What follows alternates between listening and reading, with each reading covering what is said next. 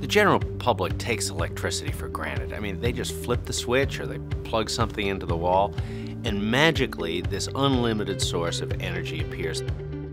What they don't appreciate is the thousands and thousands of utility workers that are out there working 24 hours a day, 365 days a year to make this miracle product available to them. The only way to understand the complexity of this grid is to fly into a large city at night.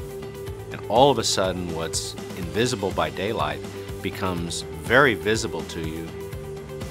Every single point of light out there, they're all connected to a wire that's all connected to a generator that has to be controlled on an instantaneous basis. This industry had its giants at its beginning, so the Edisons, the Westinghouse, the Latimers, they all started to build this infrastructure into something that became universal. This industry has been involved in every innovation of the last century or so. Without electricity, you don't have computers, you don't have electronics, you don't have digital equipment. So there would be no reason for Google if you didn't have computers. You can't have computers without electricity. And so it's that interrelation that is driving innovations in the economy.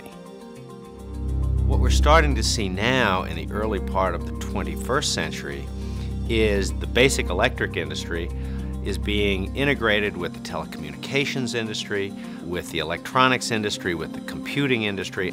It will create a whole new range of opportunities that we haven't even thought about before. I think we are at an inflection point in the world of electric transportation.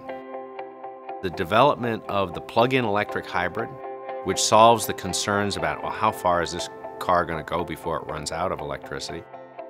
It's clean, it's cheap, it's very convenient once you get the battery technology there so that you have virtually unlimited capacity. So I think it's easy to imagine that in 10 years there will be 1 million electric vehicles on the road. And 20 or 30 years from now, it could be the dominant source of power for mobile applications.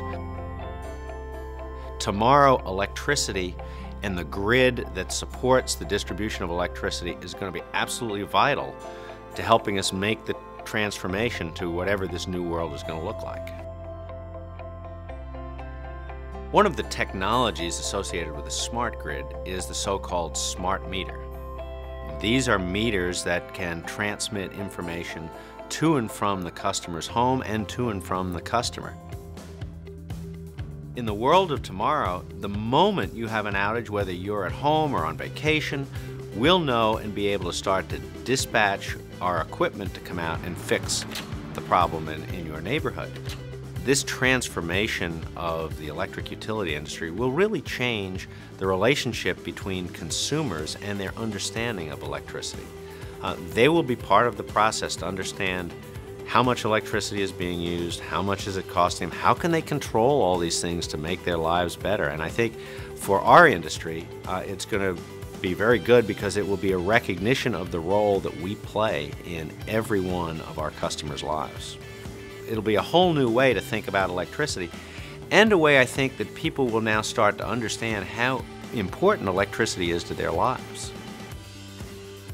How brilliant the founders of this industry were in starting to build something that could be so durable for over a century.